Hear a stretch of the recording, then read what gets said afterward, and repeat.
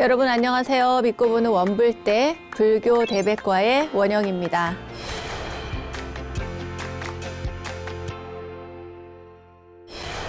요즘에는 보이지 않는다는 이유로 인터넷상에 무자비하게 던져놓는 비난과 험담 같은 댓글들로 상처를 주고 또 상처를 입는 경우도 많이 있다고 하죠.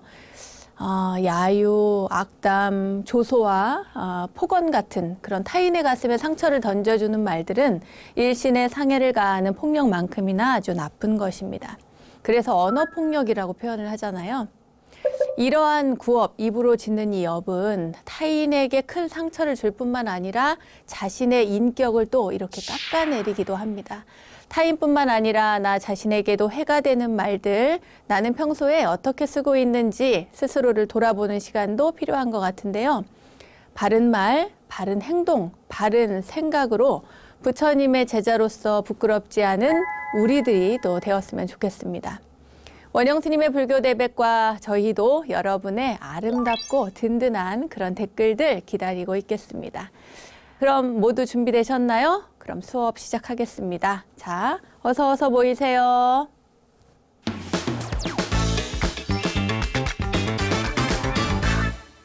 원영 스님의 불교 대백과 첫 순서는 알고 보면 약이 되는 수많은 불교 이야기들과 불교 지식을 내 안에 원영 스님의 불교 대백과 지식인 시간입니다.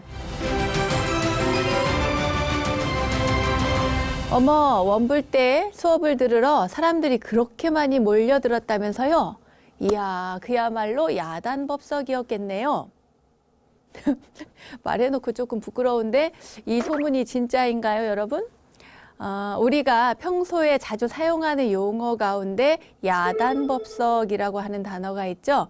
이 말이 불교에서 유래한 말이라고 하는 것 여러분 알고 계시죠? 많이 들어보셨을 겁니다. 지난 시간에도 또 소개를 해드렸고 법당이 좁아서 사람들을 다 수용할 수가 없어서 야외에 단을 펴고 설법을 듣고자 했는데 이것을 불교에서는 야단법석이라고 했고요. 이 말이 현재는 여러 사람들이 모여서 막 떠들썩하고 소란스럽고 막 이렇게 우왕좌왕하면서 모여있는 상태를 의미하는 단어로 쓰이게 되었습니다. 이 야단법석 외에도 지난 시간에 찰나, 다반사, 아비규환 또 뭐 있었죠? 나락, 살림, 주인공, 또 점심, 또 말세, 사자후 이런 단어들 소개를 해드렸는데요. 오늘 시간도 이어서 불교에서 유래한 말들이라는 주제로 불교 유래 용어들에 대해서 살펴보도록 하겠습니다. 길을요 쫑긋하게 세우고 여러분 즐겁게 수업 들어주시기 바랍니다.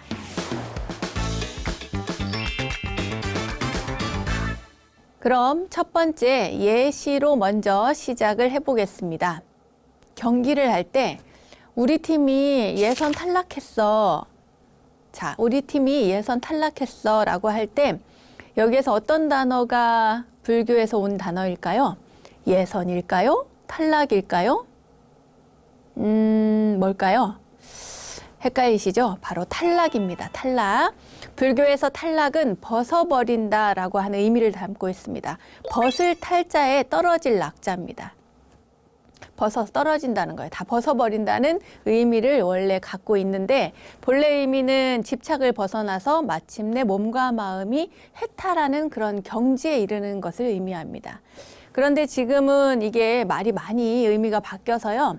경기할 때나 또 시험에서나 좋은 성적이나 기록을 내지 못해서 낙오되는 그런 상황을 탈락했다 이렇게 부르게 되었습니다. 너무 많이 의미가 이렇게 바뀐 케이스죠. 네, 탈락 불교에서 왔습니다. 두 번째는 손해를 끼쳐 면목이 없습니다. 이럴 때가 있어요. 그죠? 그리고 또 사람들이 이렇게 처음 보는 사람들 이렇게 회의에 이렇게 모였을 때 서로 이렇게 면목을 익히고자 했다. 뭐 이런 표현을 쓰기도 합니다. 우리는 보통 이제 첫 번째 예시에서 말씀드린 것처럼 손해를 끼쳐서 면목이 없습니다. 이렇게 표현할 때 더 많이 사용하고 있습니다. 이 면목이라고 하는 것도 불교에서 왔어요. 뭐냐면 불교에서는 신체적으로 이렇게 보이는 얼굴, 어떤 신체적인 외모, 이걸 면목이라고 하는 것 말고 본래, 인간 본래의 진수를 면목이라고 했습니다. 그래서 본래 면목이라고 해서 한 단어로 이렇게 표현을 하기도 하죠. 사람의 외면과 내면을 동시에 의미를 하는 겁니다. 그런데 요즘에는 남에게 이렇게 드러낼 때 체면 치레한다 할 때 그때의 면목이라고 하고, 남에게 드러내는 얼굴, 외모 이럴 때 아유 저 사람이 면목이 그래, 또 이렇게 성정을 나타낼 때도 이렇게 사용을 하고 있습니다. 자, 세 번째 가볼까요? 세 번째는 현관입니다. 현관. 이건 굉장히 뜻밖의 일이죠. 여러분, 글쎄 사람들이 현관이 불교 용어였어? 이렇게 생각하시는 분들 많이 계실 겁니다. 집의 입구를 말하는 이 현관이라는 단어가 사실은 불교에서 왔답니다. 여러분, 굉장히 중요한 말이에요. 왜냐하면 원래 불교에서는 이 현관을 깊고 아주 묘한 이치에 통하는 관문이란 뜻이었어요. 그러니까 이제 참선을 하는 선종에서 주로 많이 사용을 했는데, 깊고 오묘한 부처님의 가르침에 들어가기 시작한다 해서 그 거물 현자를 써요. 오묘하다라는 뜻을 품고 있는 거물 현자를 씁니다. 그러니까 부처님의 그 오묘한 가르침에 첫 발을 내딛는 첫 번째 관문을 바로 현관이라고 한 거예요.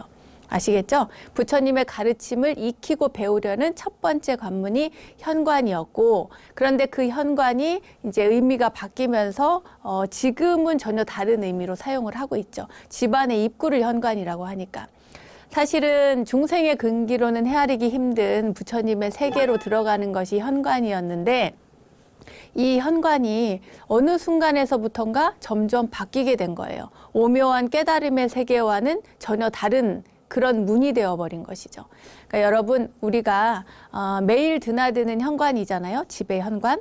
외출할 때도 현관을 통해서 밖으로 나가고, 또 들어올 때도 현관을 통해서 집으로 들어오잖아요. 그럴 때마다 우리가 이게 부처님의 진리의 가르침을 들어갈 때 이 현관이라고 하는구나 하고 오늘 익히신 그것을 늘 생각하시면서 나갈 때도 내가 이 현관 밖으로 나가는구나, 나가서 잘 살고 돌아와야지. 들어올 때도 현관문을 이렇게 열고 들어올 때 내가 부처님의 진리의 세계로 들어가듯이 내 가정에, 내 가족들에게 잘 대해주고 부처님의 진리의 말씀을 잊지 않는 그런 생활 태도를 가져야지, 이렇게 생각하면서 드나들면 여러분은 다른 공부가 필요 없을 겁니다. 아시겠죠?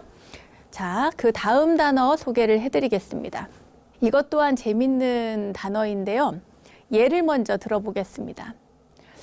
저 사람은 너무 인상이 무서워서 건달 같아. 이런 말이 있어요. 그죠? 우리가 이렇게 또 다니다가 행실이 바르지 못하고 이렇게 껄렁껄렁하고 이러면 왜 이렇게 걸어? 건달같이. 이렇게 말할 때가 있습니다. 이 건달 같다는 표현을 우리가 사용을 하는데, 이 건달이라는 말은 불교의 건달바라는 말에서 유래가 되었습니다. 불교에요, 건달바라고 하는 수미산 남쪽 금강굴에 사는 하늘 신이 있었습니다. 이 신은 평소에 뭘 먹냐면 향기를 먹어요. 향. 우리가 부처님께 올리는 향이 있잖아요. 그 향내음을 먹고, 그리고 하늘을 날아다니면서 노래를 하는 신입니다. 너무 노는 걸 좋아하는 신인 것 같은 그런 느낌이 드는데 되게 좋은 신이었어요. 그리고 이 건달바라고 하는 신은 또 다른 의미로 중요 상태, 그러니까 인간이 죽어서 다시 환생하기 전까지 그때의 상태를 중음신 또는 중요 상태라고 이야기를 하는데, 그때를 우리가 건달이라고 말을 하기도 합니다. 그래서 이제 평소에 이렇게 아무 일도 안 하고 빈둥거리고 떠돌고 그리고 게으름 부리고 이러는 사람을 건달이라고 하는 이유가, 이렇게 중음신처럼 중요 상태에서 떠돌아다니기 때문에 그렇게 말하는 이유도 있습니다. 빈털터리가 됐거나 가진 미천 없이 특별한 일도 없이 그냥 행패 부리고 남봉 부리고 돌아다니는 사람을 가리키는 말로 요즘에는 건달이란 단어를 사용하고 있지만, 사실은 이렇게 떠도는 상태의 중요 상태의 존재에서 또 비롯된 말이라는 것을 기억을 하십시오. 네. 자, 그 다음에는 어떤 단어일까요? 이 단어는 아마 그래, 이 단어는 불교에서 왔을 거야 라고 짐작을 하실 수 있는 그런 단어입니다. 예를 들면 이렇습니다. 장례식장 갔을 때 삼가 고인의 명복을 빕니다 라고 이렇게 이야기를 하잖아요. 그때의 이 명복이라고 하는 단어가 바로 불교에서 왔습니다. 돌아가신 분에 대한 조의를 뜻하는 고인의 명복을 빕니다 라고 하는 이 명복, 어디에서 왔냐 말하자면 우리가 사람이 죽으면 어딜 가요? 명부를 간다고 하죠. 명부에 간다고 그래요. 그래서 명부에 갔을 때라도 복을 받으라고 해서 명부의 복을 받으십시오라고 해서 명복을 빕니다 라고 표현을 하게 된 겁니다. 그러니까 이제 사람 죽어서 명부에 갔을 때 누가 있어요? 보통은 염라대왕이 있다고 하죠. 염라대왕이 이렇게 심판을 하고 또 업경대에 비추어서 이 사람이 어떻게 살았나 살펴보고 그리고 나서 거기에 판단해서 이제 어디로 갈 것인지 이렇게 결단을 내려주는데 그때에도 복을 받아서 극락세계 좋은 곳으로 가십시오. 또 명복을 빕니다. 이렇게 표현을 하는 겁니다. 앞으로는 누군가가 돌아가셨을 때 삼가 고인의 명복을 빕니다 라고 이야기할 때에도 항상 어떤 의미인지 기억을 좀 하시고 그리고 그분이 극락세계에 왕생하기를 이 생에서뿐만 아니라 돌아가신 다음에도 그 명부에서도 복을 받기를 그러는 마음을 가졌으면 좋겠습니다. 다음은 이 단어는 아마 아실 겁니다. 피난 가는 사람들이 잔뜩 몰린 한강 나루터는 그야말로 아수라장이었다. 시리아 전쟁터는 아수라장이었다. 아프가니스탄에서는 그야말로 사람들이 피난길에 오른 그 사람들이 아수라장이었다. 이런 표현들이 있습니다. 뉴스 보면 자주 등장하는 그런 표현들인데 이 아수라장이라고 하는 표현도 불교에서 왔습니다. 이 아수라장은요. 아수라 왕이 제석천과 싸운 마당을 가리키는 말이었대요. 처음에는. 그러니까 얼마나 파워가 세요. 아수라 왕도 파워가 세고 제석천도 파워가 세고 서로 싸웠으니까 얼마나 끔찍한 재난 현장이 되었겠습니까? 끔찍하게 흐트러진 그 현장을 지금 우리가 아수라장 이렇게 표현을 하는 거죠. 전쟁으로 인해서 아주 혼란 상태에 빠진 그런 곳을 이야기합니다. 조금 더 자세히 소개를 해드릴게요. 이 아수라라고 하는 단어는 산스크리트어로 보면 그대로 아수라입니다. 그런데 한문으로 보면 아는 없을 무자를 써서 무라고 하는 뜻이고요. 수라는 단정하다 할 때 그 단정입니다. 그러니까 무단정이라는 뜻이죠. 단정하지 않다는 뜻이에요. 아수라는. 그러니까 단정하지 않으면 뭐겠어요? 정리가 안 돼 있으니까 지저분하고 그것이 좀 더 확대되면 추악한 모습이고 너저분하고 혼란스럽고 점점 이렇게 확대가 되는 거죠. 이 아수라는 본래 아주 착한 선신이었대요. 그런데 나중에 하늘 왕과 싸우면서 그러면서 악신이 되었다고 해요. 이 아수라는 증오심이 막 잔뜩 쌓여가지고 그래서 나중에는 점점 싸우기를 좋아해서 전쟁을 좋아하는 신이 되었다고 합니다. 그래서 전신이라고 불러요. 다음은 이판사판에 대해서 소개를 해드리겠습니다. 우리 누구랑 싸울 때 싸울 일이 없지만 혹시 이렇게 싸우는 이야기를 듣거나 이렇게 보면은 이판사판이야 한번 해봐 이렇게 이야기하는 그런 경우들이 있죠. 이 이판사판도 원래는 불교에서 왔습니다. 이판은 참선하거나 경전 공부를 열심히 하거나 이렇게 하는 그야말로 이치이자입니다. 이치를 따져가면서 공부하는 그런 스님을 이판 스님이라고 하고요. 사판은 절의 살림, 절의 어떤 생활에 관련된 전반적인 일들을 하는 분을 사판 스님이라고 합니다. 이판과 사판을 이렇게 분리를 하지만 이판 스님은 좋은 스님, 사판 스님 나쁜 스님 이런 것은 없습니다. 아시겠죠? 네. 사실 이판승이 없다면 부처님의 지혜 광명이 길이 이어질 수가 없을 것이고 사판승이 없으면 가람이 존숙할 수가 없기 때문입니다. 그러니까 이판승이었다가 사판승이 되기도 하고 또 사판승이었다가 이판승이 되기도 한 그런 큰 스님들이 사실 많이 계십니다.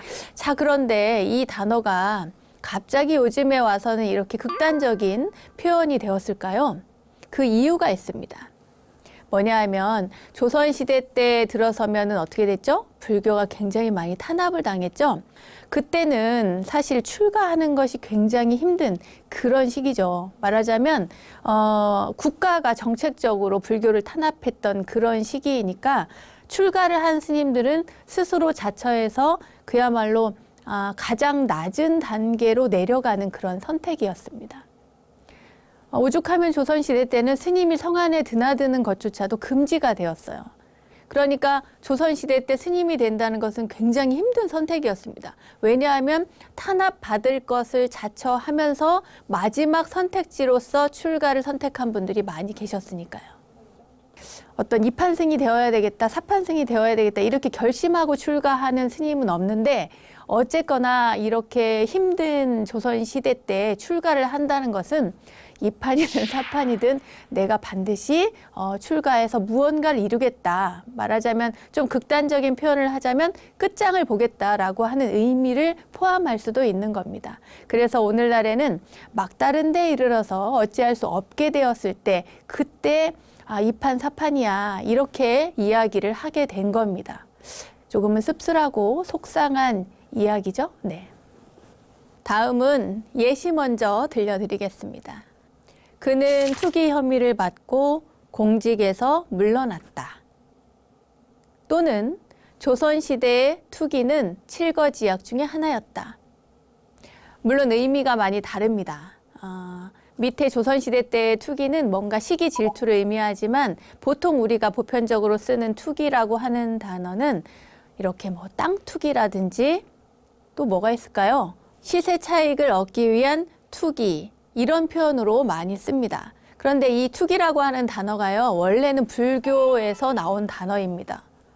여러분 머리를 막 굴려보세요. 어디서 이런 단어가 나왔지? 투기라는 말은 굉장히 안 좋은 나쁜 이미지를 가지고 있는 단어인데 저도 사실은 몰랐습니다. 이 투기라는 단어가 이번에 여러분들께 소개를 해드리려고 공부하는 과정 중에 알게 됐는데 사실은 투기라고 하는 것은 이게 던질 투자에 그 그릇 기자, 기운 기자입니다. 기운 기자. 그러니까 원래는 한치의 차이도 없이 호련히 깨달아 얻는 것. 그래서 어떤 그 기운을 던지는 거죠. 뭔가의 그 큰 기운을 던져. 그런데 이것이 누구에게 던지느냐? 스승이 제자에게 던지고 제자가 또 스승에게 던져서 이것이 탁 의기투합해서 맞아 떨어지는 겁니다. 너무 신기하죠? 그러니까 어떤 차이가 있는 것이 아닌 거예요. 조사 스님의 스승님의 기와 밑에 제자인 학인의 기가 서로 만나서 일치되는 상태를 투기라고 했던 겁니다. 여기에서 기라고 하는 것은 제가 아까 그 기운 기자를 쓴다고 했잖아요. 우리가 불교에서 용어를 사용할 때 저 사람은 근기가 수승해 이런 표현을 많이 씁니다. 저 사람은 상근기야. 저 사람은 하근기야. 이런 표현을 씁니다. 진리를 받아들일 수 있는 그릇이라는 표현으로도 여러분 생각을 하시면 되고요. 배운 진리를 깨달아서 수행할 수 있는 자질과 가능성, 이 가능성을 모두 기운 기자를 써서 근기라고 표현을 합니다. 아까도 말씀드린 것처럼 스승과 제자가 이렇게 수행을 하다가 선문답을 하고 기가 투합했다. 또는 기가 맞아떨어져서 이렇게 만났다 할 때에 그때를 투기라고 하는데 또는 투합이라고 하는데요.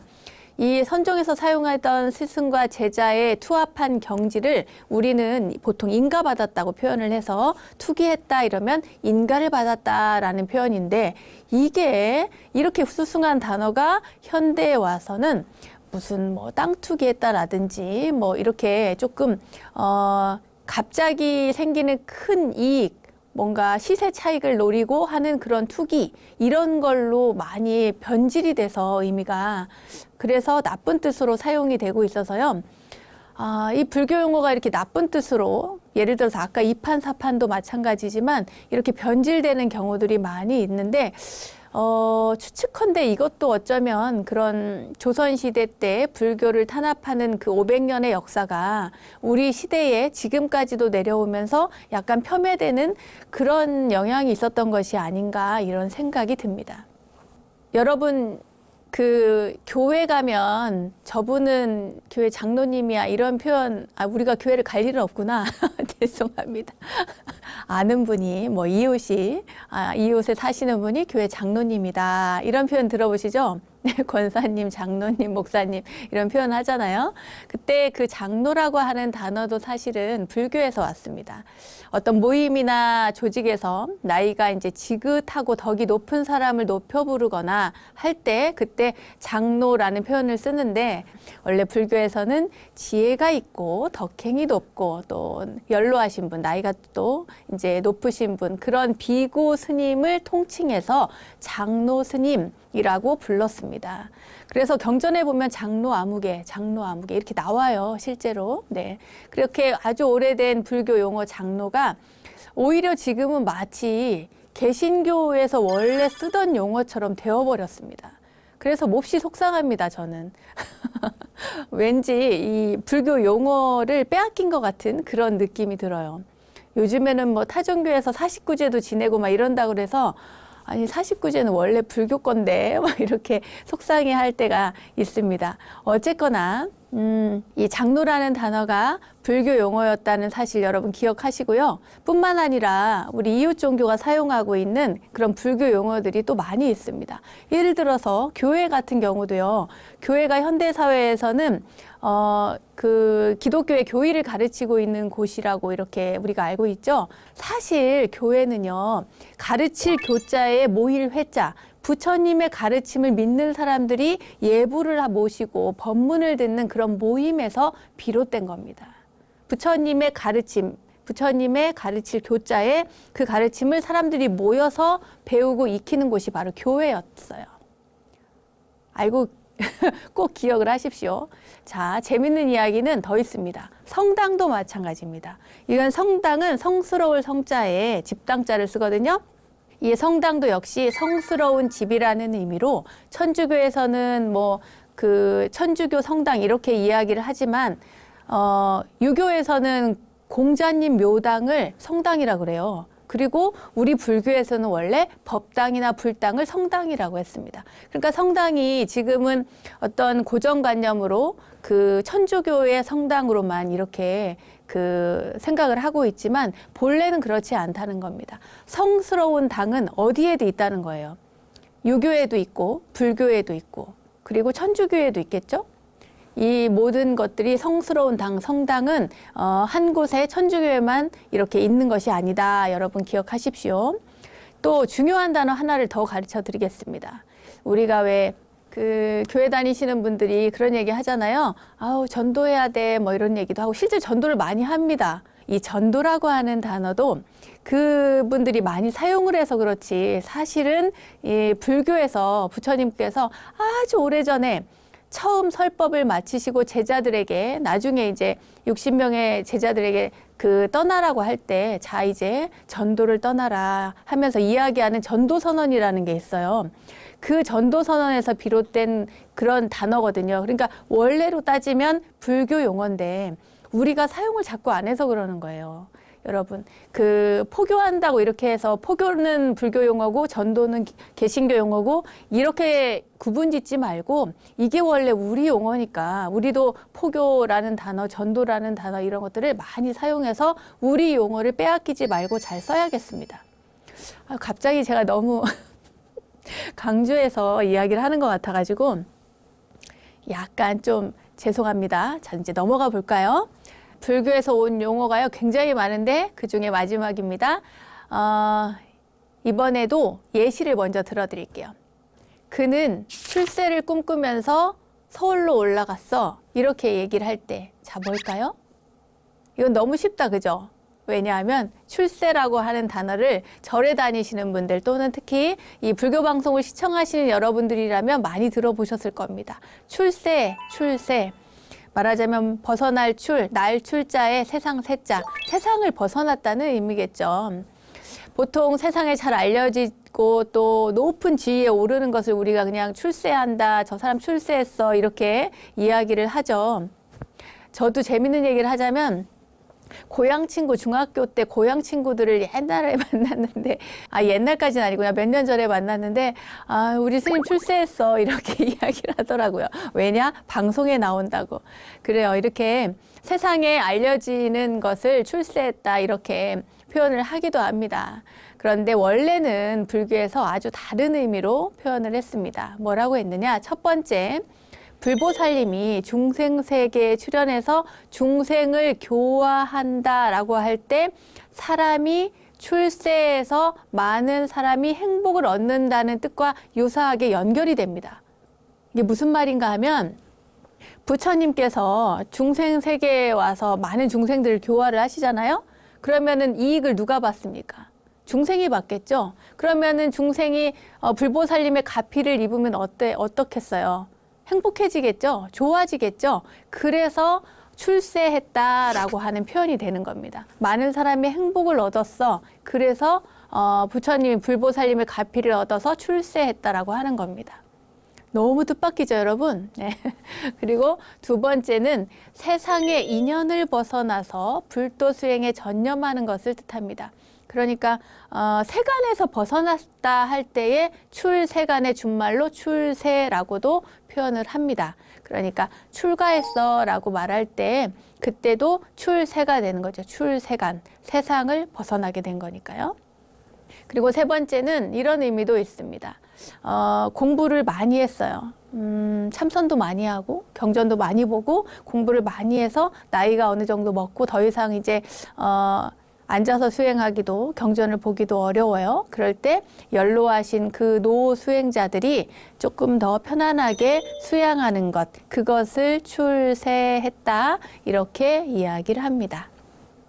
전혀 다른 의미니까 여러분 출세라고 하면 우리가 보통 일반적으로는 굉장히 뭔가 욕망 덩어리 같이 느껴지잖아요. 욕망이 가득한 것처럼 출세하기 위해서 뭐 악착같이 달려드는 것 같은 그런 느낌인데 원래는 그런 의미가 전혀 아니고 우리가 출세간의 의미처럼 그 세상을 버린다는 의미라든지 또는 불보살님의 가피를 입어서 인간들이 행복해져서 또 세상과는 무관하게 행복해지고 좋아지는 것을 출세했다 이렇게 표현하고 또 연로하셔서 수양하는 사람을 또 출세하셨다 이렇게 이야기를 했으니까 전혀 다른 의미라는 것 여러분 생각을 하시기 바랍니다.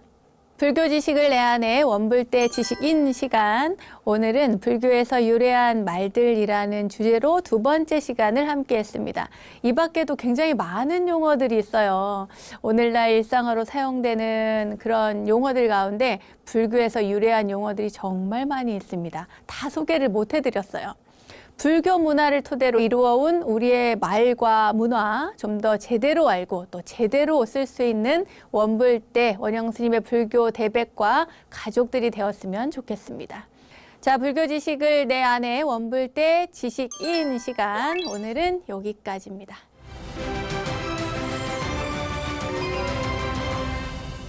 저절로 알게 되는 사찰 이야기, 오늘은 이절로 아니 저절로 시간입니다. 오늘은 경기도 광주시에 있는 유명한 성곽이죠. 남한산성 건설에 대한 이야기를 전해드리려고 합니다. 흔히 북한산성과 함께 조선의 도성인 한양의 방어를 위해서 쌓은 산성으로 알려져 있는 남한산성.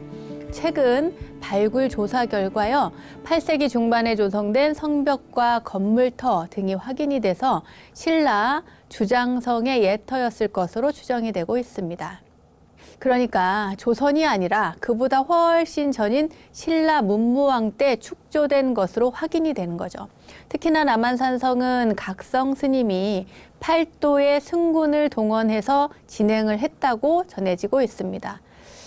말하자면 스님들이 쌓았다는 거예요. 총 7개의 사찰을 지었지만 지금은 장경사만이 존재하고 있습니다. 남한산성과 각성 스님, 과연 어떤 이야기가 숨겨져 있을지 지금부터 함께 하겠습니다. 아기를 굉장히 기다리던 한 부부가 있었습니다. 이 부부는 김진사 부부였는데요. 꿈에 웬 스님이 나타나가지고 거울을 주면서 잘 닦아서 몸에 지니라는 그런 이야기를 들었습니다. 꿈속에서. 그리고 10달 후에 아이를 낳았죠. 아이 이름을 돌이라고 지었습니다. 그러면은 김진사니까 김돌인가? 네. 그 아기가 자라면서요, 남달리 총명했다고 합니다. 뭐 5살 되던 해에 벌써 천자문을 줄줄줄줄 외웠대요. 아이가 7살이 되던 어느 여름날 이 도리는 서당에서 돌아오는 길에 갑자기 배가 아프다면서 애가 막 뒹굴뒹굴 하기 시작한 거예요. 아유 배야, 아이고 배야 하면서. 그래서 나이 많은 서당 하구들이 이제 7살이니까 얘를 업고 도리를 업고 집에다 데려다 줬어요. 그러니까 놀란 김진사가 얼마나 애지중지하고 키웠겠습니까? 아기를 그렇게 기다리다가 아이를 낳았는데, 그러니까 뭐 애가 아프다고 떼굴떼굴 굴러서 데리고 왔으니 용하다는 의원을 막 불러가지고 약을 쓰고 막 지극정성으로 간병을 한 거예요. 근데 아이가 차도가 없습니다. 그리고는 점점 더 병이 심해진 거예요. 그렇게 3일이 지난 어느 날, 사흘째 되던 날에요, 갑자기 대문 밖에서 그 목탁 소리가 들립니다. 스님이 연불하는 소리가 들리는 거예요. 그래가지고 아유, 스님이 오셨구나 하고는 쌀이라도 드려야지 싶어서 그 시주할 쌀을 가지고 이제 김진사 부인이 그걸 들고 바가지를 들고 밖에 나가요. 대문 밖에 나갔더니 세상에 너무 놀라운 거예요. 왜냐? 자기가 꿈속에서 봤던 그 스님인 거죠. 그 거울 줬던 그 스님. 그 스님이 딱하니 대문 밖에 시주하러 오셨던 겁니다.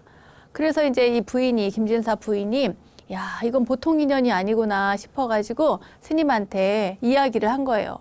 그 스님 꿈을 꾸었고, 그리고 이제 임신을 해서 아이를 낳았고, 그 아이가 도리고, 도리가 총명하고 7살이 됐는데 이렇게 배가 아파가지고 갑자기 누워서 알아 누웠다. 이야기를 다 한 거예요. 그러니까 스님이 다 듣고, 이렇게 듣고는 이미 다 알고 있다는 듯이 말문을 엽니다. 뭐라고 하느냐?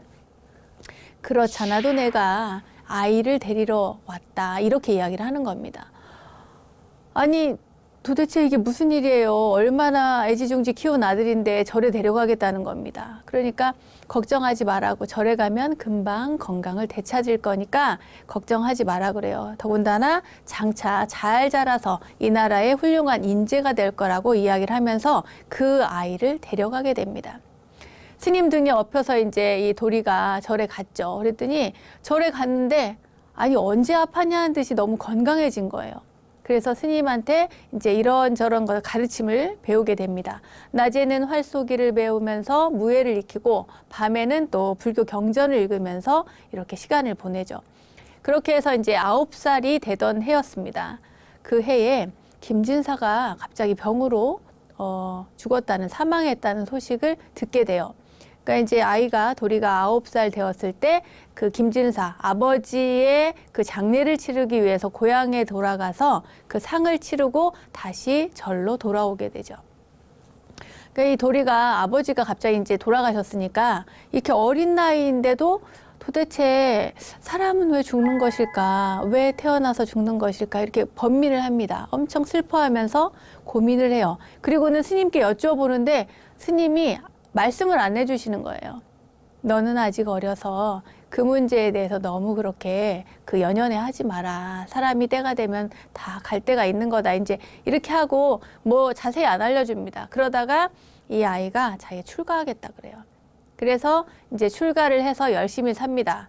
그때 이름이 바로 각성 스님인데, 이 각성 스님이 이제 3위가 되어서 열심히 정진을 합니다. 그리고 14살이 되던 해에 스승인, 부효 스님이 스승님이신데 이 스승님을 따라서 뭐 전국의 산을 다녀요. 속리산, 금강산, 덕유산 막 다니면서 경전도 공부하고 무술도 익히고 뭐 글씨도 쓰고 뭐 온갖 것을 다 합니다. 그렇게 10년이 지나자 이 부효 스님, 그러니까 스승님이 각성 스님을 부릅니다. 그러니까 도리가 바로 각성 스님인 거예요.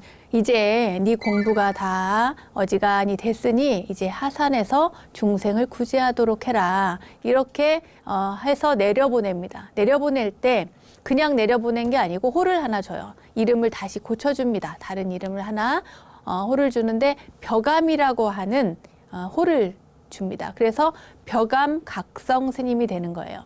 이 벼감 각성 스님이 그 길로 이제 하산을 해서 고향에 돌아가서 부모님께 성묘를 하고 그 길로 바로 한양으로 발길을 옮깁니다. 때는 조선조 광해군 시절이었는데요. 조정에서는 그때 당시에 묵과 시험이 있었어요. 그 과거 시험이 문과 시험이 있고 묵과 시험이 있잖아요. 근데 이 묵과 시험에 스님이 응시를 하게 됩니다. 응시를 할 때 묵과니까 이제 그 겨룰 거 아니에요. 무예를 겨루는데 이 각성 스님의 그 상대가 누구냐면 막 호랑이 가죽 옷을 막 입고 머리에 끈을 이렇게 질끈 매고 막 그 엄청 그 힘이 장사인 그런 상대가 나온 거예요.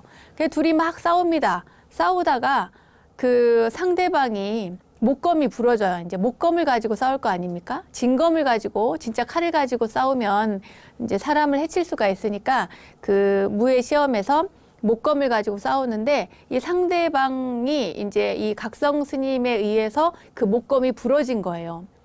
그러면 이제 이긴 거 아닙니까? 이긴 건데 이 스님이 그 상대를 그냥 이렇게 지켜봅니다. 그 목검이 부러졌으니까 넘어지진 않고 그냥 목검이 부러졌으니까. 그러니까 이제 이 상대방이 너무 화가 나는 거예요. 막 씩씩거리면서 갑자기 규정에도 없는 진짜 칼을 달라고 하는 거예요. 이때 당시의 왕이 누굽니까? 광해군이죠. 근데 이 광해군이 진짜 칼을 주라고 그래요.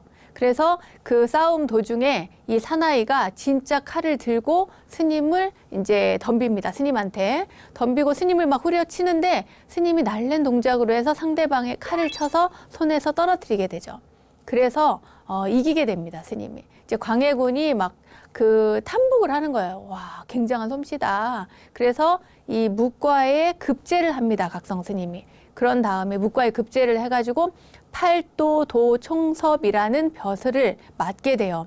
팔도도총섭 많이 들어보셨나요? 안 들어보셨어요? 제가 한번 말씀드렸습니다. 조선시대에 얼마나 불교가 탄압받았는가 그 얘기할 때 서산대사를 불러가지고 금강산에서 불러서 팔도도총섭을 시키게 됐다. 이런 표현을 제가 한번 말씀을 드린 적이 있습니다. 그 팔도도총섭을 이 각성스님이 맡게 돼요. 근데 스님이 그냥 이제 예예하고 시키는 것만 하면 되는데, 나라를 바로 세워야 된다는 생각을 하셔가지고, 이제 입 바른 말을 막 많이 한 거예요. 그러니까 임금님한테 성을 쌓아야 된다, 국방을 튼튼히 해야 된다, 이렇게 막 계속 이야기를 하는데, 그런데도, 임금이 듣지를 않는 거예요. 그러니까, 아유, 안 되겠구나 하고는 다시 산으로 들어가게 됩니다. 그 사이에 나라는 점점 더 어지러워졌겠죠? 그런데 하루는 스님 꿈에요. 갑자기 부처님이 나타나신 거예요. 그러더니 세상에 나가서 성을 쌓고 전쟁에 대비하도록 하라. 이런 이야기를 들었다고 그래요. 그러니까 계시를 받은 거죠, 일종의. 그래서 스님은 그 길로 곧장 대궐로 갑니다. 그리고는 그때 당시에 새 임금, 광해군이 내려오고 새 임금인 인조가 그때 당시에 왕이었는데 인조에게 상소를 올려요. 그런데 이 인조가 거절하지 않고 그 상소를 보고 고맙게 여깁니다. 그리고는 스님의 옛 관직을 회복을 해서 다시 팔도도총섭이 되도록 해요. 그런 다음에 남한산성을 쌓게 이제 되는 거죠. 그 남한산성이 다 이루어지기도 전에 그때 당시 청나라 군사가 쳐들어옵니다. 남한산성으로 피난을 오게 된 인조가요. 인조대왕이 그 각성스님의 공을 높이 치하를 하죠. 그 각성대사의 선견지명이 아니었다면 내가 어찌 생명을 보존할 수가 있었겠소 하면서 이제 칭찬을 해요. 그리고 성각 수호를 그 관군에게 맡긴 각성스님은 이제 전국에서 스님들을 막 모읍니다. 의순군이라고 하죠. 의순군. 그 스님들을 막 한 1000명 모아가지고 항마군을 조직을 해요. 항마군. 그러니까 그 쳐들어온 청나라에 대적할 만한 그런 스님들만 이렇게 조직을 해서 항마군을 만들어서 북으로 진격을 하게 됩니다. 그리고 가서는 청나라 군대에 그들이 머무는 곳에 가가지고는 그 전진에 가서 외칩니다. 뭐라고 외치냐? 나는 팔도도총섭이다. 그러니 대장이 나와서 나랑 겨루자 이렇게 얘기를 하는 거예요. 왜냐? 그 옛날에는요, 그 대장이 나와서 1대1로 이제 그 맞짱을 뜨는, 말하자면 그런 싸움을 많이 했어요. 왜냐? 수많은 사람들이 달려들어서 한꺼번에 싸우면은 너무 인명피해가 심하잖아요. 그러니까 이제 다 달려들어서 싸우는 건 나중이고, 우선 그 이제 적진에 가서 그 대장과 대장이 만나서 이렇게 그 싸운 다음에 이기면 그렇게 해서 이제 깃발을 뺏고 그렇게 해서 승기를 잡아서 돌아오는 그런 케이스가 굉장히 많았습니다. 삼국지나 이런 거 보면은 뭐 그런 얘기가 많이 나옵니다. 아무튼 그렇게 했는데 이때 스님이 이렇게 겨루자고 외쳤는데 적진에서 한 대장이 나오다가 갑자기 이렇게 딱 멈추는 거예요. 멈추더니 하는 얘기가 아니 각성 장군이 아니요 이렇게 얘기를 하는 겁니다. 아니 싸우러 나온 장군이 상대방의 청나라 장군이 갑자기 자기를 아는 척을 하는 거예요. 그러니까 각성 스님이 그렇소만 이렇게 얘기를 하니까 바로 누구냐면 그 사람이 그 적장이 지난날 과거장에서 칼을 잃고 도망간 사람이 바로 나요. 나는 그때 그 조선의 정세를 염탐하기 위해서 갔다가 하마터면 그 장군 그 손에 목이 날아갈 뻔했다. 그런데 그때 나를 살려줘서 내가 그 은혜를 잊지 않고 있다고 이래요. 그러니까 이제 오늘은 싸우지 말고 이제 식사나 하자 이제 이랬는데 그도 안 하고 내일 싸우자 이렇게 된 거예요. 그러고 나서 이제 이튿날 아침에 이 벼감 대사께서는 그래도 적은 적이니까 싸우러 가겠죠. 이제 의병들을 이끌고 적진을 향해서 달려갔는데 아니 이게 웬일이에요. 그 많던 어마어마하던 청군 그 적진이 아무도 없어요. 가보니까 적군들이 하나도 보이지 않고 들판에는 그냥 그 편지가 하나 이렇게 꽂혀져 있습니다. 창에 꽂혀가지고 이렇게 있었던 거예요. 그걸 찾아보니까 열어보니까 각성 장군 지난날 목숨을 구해준 은혜를 갚기 위해서 내가 그냥 돌아가오 이렇게 쓰여 있는 겁니다.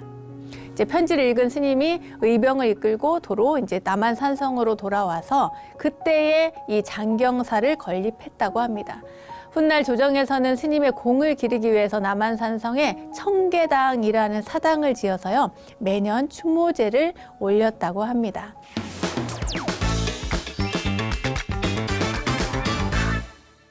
원영 스님의 불교 대백과 오늘도 즐거운 시간 되셨나요?